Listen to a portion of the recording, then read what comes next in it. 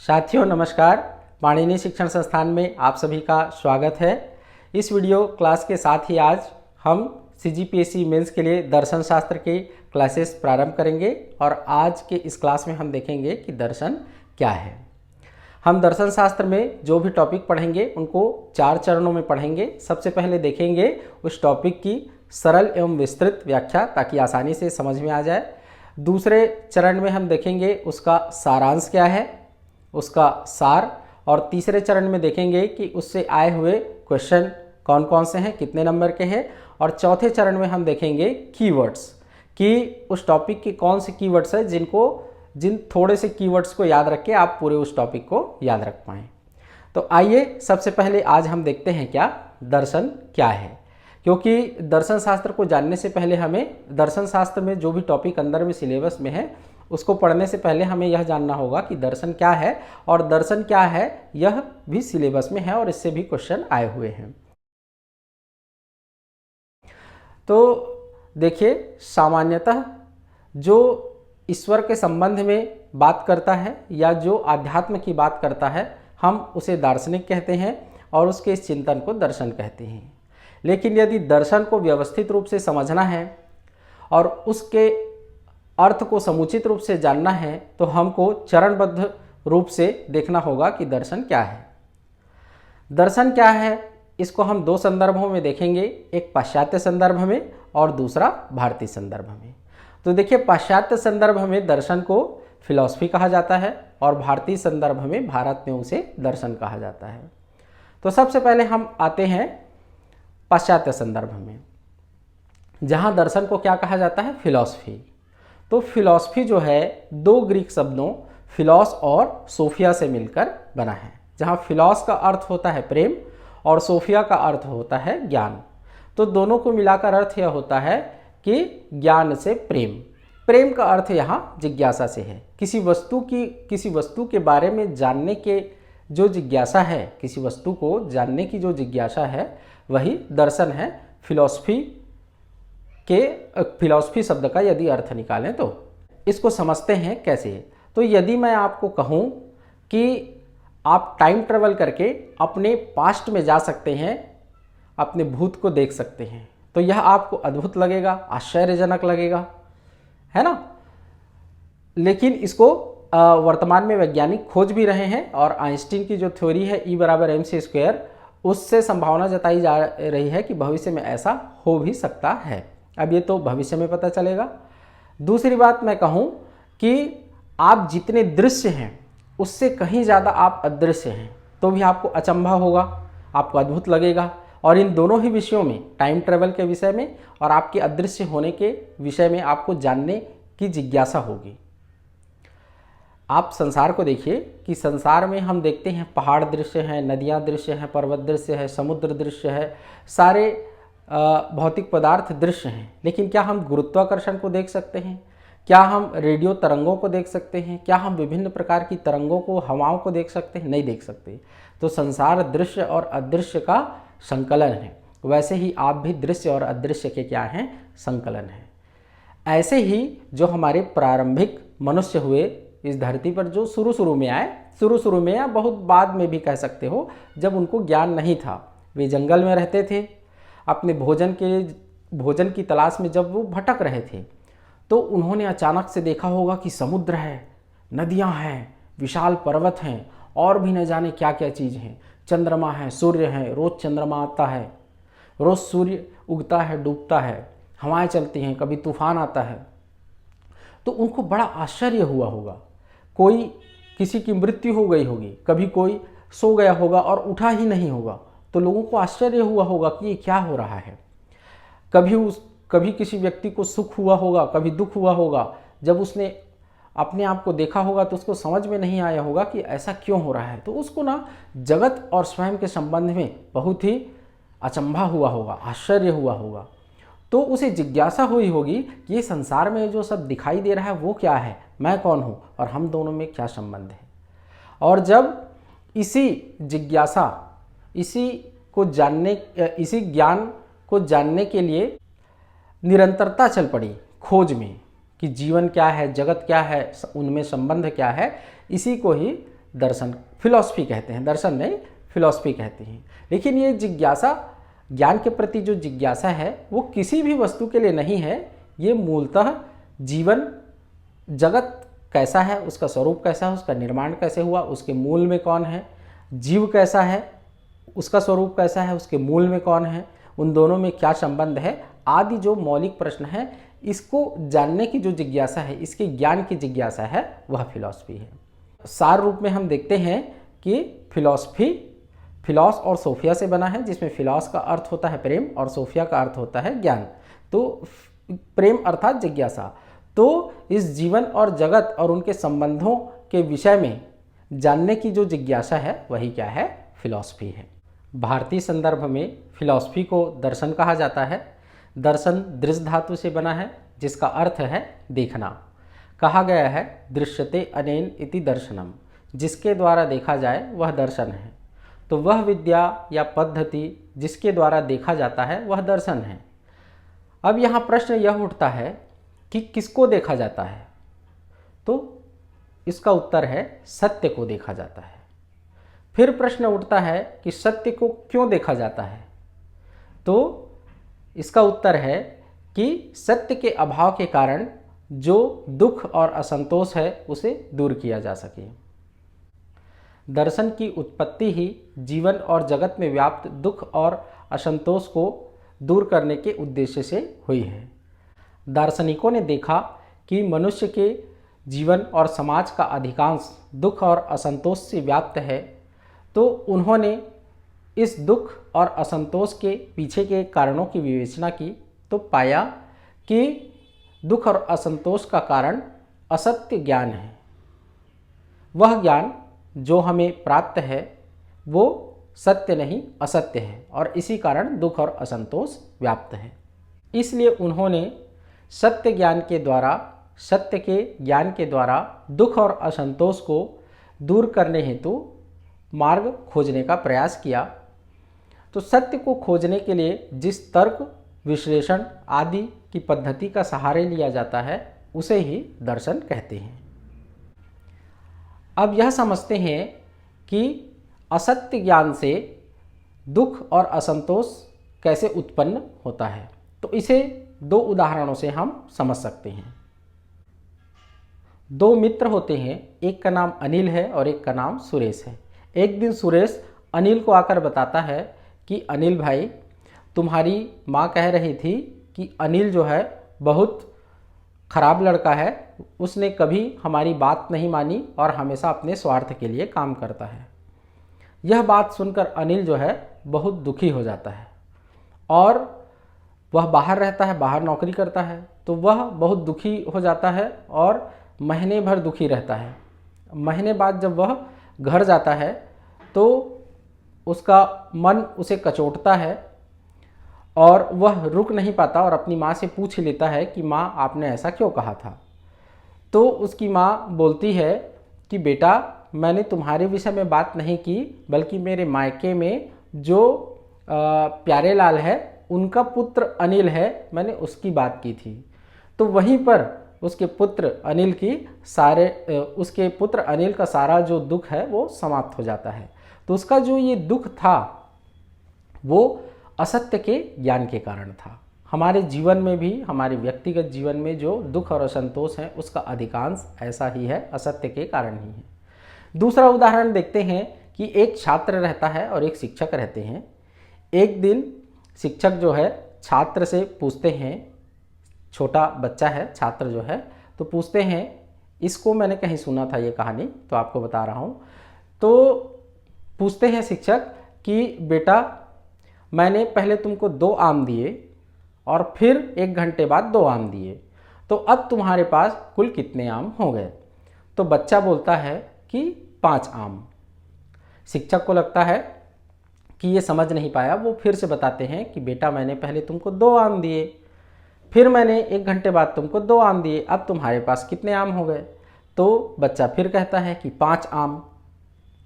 शिक्षक क्रोध में आ जाते हैं, लेकिन क्रोध को शांत करते हुए बोलते हैं कि बेटा, उंगली दिखाकर कहते हैं कि बेटा, मैंने पहले तुमको 2 आम दिए, फिर 1 घंटे बाद 2 आम दिए, कुल कितने आम हो गए गिनो। तो बच्चा गिनता है 1 2 3 4। तो अब बताओ तुम्हारे पास कुल कितने आम हैं? तो वह कहता है कि 5। शिक्षक क्रोधित हो जाते हैं, समझाने के बाद भी नहीं समझ रहा, इतना सरल तरीके से समझाया करके, और उसको एक चाटा मार देते हैं। जब मैं तुमको बता रहा हूँ कि 2 आम दिए, 2 आम फिर दिए 1 घंटे बाद, तो 4 आम होना चाहिए, तुमने गिना भी है। तो वह कहता है कि गुरुजी मैंने 1 आम घर से पहले से ही रखे थे, तो आपने जो 4 दिया और 1 मेरे पास थे, उनको मिलाकर 5 हो गए।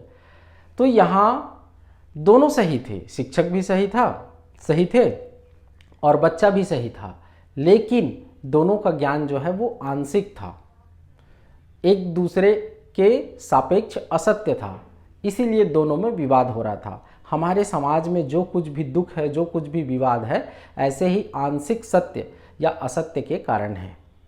इसी तरह सत्य का अन्वेषण कर हम व्यक्तिगत और समाज में जो दुख और असंतोष व्याप्त है, जो वैमनस्य व्याप्त है, उसको समाप्त कर सकते हैं।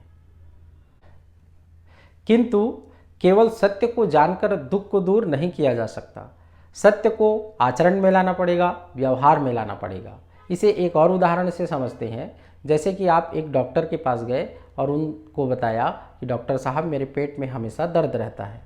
तो डॉक्टर ने आपको बताया कि परीक्षण करने के बाद बताया कि आप गंदा पानी पीते हैं, इसलिए आपके पेट में हमेशा दर्द रहता है। अब आपने सत्य को जान लिया कि गंदा पानी पीने से मेरे पेट में दर्द रहता है, लेकिन आपने गंदा पानी पीना बंद नहीं किया, सत्य को जानकर भी उसे आचरण में नहीं लाया, तो आपका पेट दर्द ठीक होगा क्या? नहीं होगा। आपको साफ पानी पीना पड़ेगा, सत्य को व्यवहार में लाना पड़ेगा, तभी आपका पेट दर्द ठीक होगा। तो सत्य को केवल जानना नहीं है, उसे व्यवहार में लाना है। इसीलिए हमारे भारतीय जो दार्शनिकों ने जो भी दर्शन दिए, तो उस दर्शन को जीवन में अपनाने के लिए कर्म भी बताए। जैसे जैन दर्शन में देखते हैं पंचमहाव्रत, बौद्ध दर्शन में देखते हैं अष्टांग मार्ग, ऐसे ही हर दर्शन में कर्म बताए गए हैं। इस तरह हमारा सारा दुख और असंतोष या तो सत्य के ज्ञान नहीं होने के कारण, या सत्य का ज्ञान है तो उसे आचरण या व्यवहार में नहीं लाने के कारण है। यदि मैं आपसे प्रश्न करूं कि आप स्थूल शरीर हैं या और भी कुछ हैं, तो आप अचंभित हो जाएंगे। विचार करने पर और दर्शन का अध्ययन करने पर आपको पता चलेगा कि आप केवल शरीर नहीं हैं, आप शरीर के साथ साथ मन भी हैं, बुद्धि भी हैं और आत्मा भी है। लेकिन यह हम नहीं जानते कि हम शरीर के साथ साथ मन, आत्मा और बुद्धि भी हैं, और हमने जीवन भर केवल स्वयं को शरीर समझकर उसी के सुख के लिए, भौतिक सुख के लिए काम किया। कभी भी मन, बुद्धि और आत्मा के सुख के लिए काम नहीं किया। इसलिए हम जीवन भर दुखी रहे और असंतुष्ट रहे। इसी तरह जब आपके घर में किसी की मृत्यु हो जाती है तो आप दुखी हो जाते हैं, आप विलाप करने लगते हैं। लेकिन आप इस सत्य को जानते हैं कि जिसने जन्म लिया है उसकी मृत्यु निश्चित है। जिस व्यक्ति की मृत्यु हुई है, जिस दिन उसका जन्म हुआ था उसी दिन उसकी मृत्यु तय हो गई थी। इस बात को आप भली भांति जानते हैं, लेकिन जानते हुए भी, इस सत्य को जानते हुए भी आप आचरण में नहीं ला पाते, उस सत्य को स्वीकार नहीं कर पाते, इसलिए आप दुखी हो जाते हैं, विलाप करने लगते हैं। दर्शन सत्य का अन्वेषण कर जीवन का प्रयोजन तय करता है। जीवन का प्रयोजन मोक्ष अर्थात दुख रहित आनंदपूर्ण जीवन है। परंतु हम इस प्रयोजन को जानते ही नहीं हैं और जीवन भर केवल भौतिक सुख के लिए काम करते हैं। मन, बुद्धि और आत्मा के आनंद के लिए कभी भी काम नहीं करते हैं, जबकि आत्मा का जो आनंद है वही स्थायी आनंद है और भौतिक जो सुख है वो क्षणिक है। हम इसे और आसानी से एक उदाहरण के द्वारा समझ सकते हैं।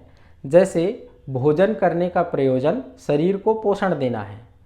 शरीर को पोषण देने के लिए संतुलित आहार आवश्यक है, परंतु हम केवल स्वाद के लिए भोजन करते हैं। हम इस प्रयोजन को जानते ही नहीं हैं कि भोजन हम शरीर को पोषण देने के लिए कर रहे हैं, तो हमें संतुलित आहार लेना चाहिए, और हम केवल स्वाद के अनुसार भोजन करते हैं और इसीलिए जीवन भर अनेक बीमारियों और रोगों से ग्रस्त रहते हैं। अब प्रश्न यह उठता है कि क्या दर्शन हर छोटे छोटे विषयों के पीछे सत्य के अन्वेषण का प्रयास करता है? तो इसका उत्तर है नहीं। दर्शन केवल जीवन और जगत से संबंधित जो मूलभूत प्रश्न हैं उनके पीछे के सत्य का अन्वेषण करता है। दर्शन यह नहीं देखता है कि दिल्ली में आप क्यों हार गई, इस सत्य का अन्वेषण नहीं करता है कि यूट्यूब में इन्फ्लुएंसर कैसे बना जाए, या दर्शन यह नहीं देखता है, इस सत्य का नहीं पता करता है कि चंद्रमा पर कैसे पहुंचा जाए। दर्शन तो इस बात पर विचार करता है कि यह जगत कैसे बना है, इस जगत का निर्माण कैसे हुआ है, इस जगत का स्वरूप कैसा है, क्या इस जगत का कोई संचालन करता है, जीवन क्या है, हमारा जीवन कैसे निर्मित हुआ है, हम कौन हैं, हम में और इस जगत में क्या संबंध है, हमारा कौन सा कर्म सही है और कौन सा कर्म सही नहीं है, इन बातों पर विचार करता है। तो दर्शन का विषय जीवन और जगत के मूलभूत प्रश्न हैं।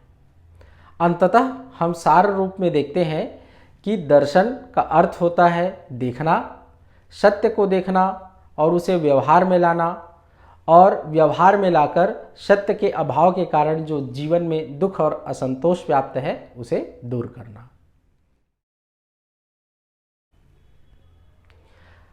तो अभी तक हमने दर्शन क्या है इस संदर्भ में जो कुछ भी पढ़ा है, अब उसको सार रूप में देखते हैं। सबसे पहले हमने क्या देखा? फिलॉसफी देखा। तो फिलॉसफी दो ग्रीक शब्दों फिलॉस और सोफिया से बना है, जिसमें फिलॉस का अर्थ है जिज्ञासा या प्रेम और सोफिया का अर्थ है ज्ञान।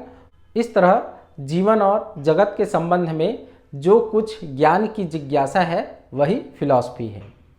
दर्शन दृश्य धातु से बना है, जिसका अर्थ है देखना। दृश्यते अनेन इति दर्शनम, जिसके द्वारा देखा जाए वह दर्शन है।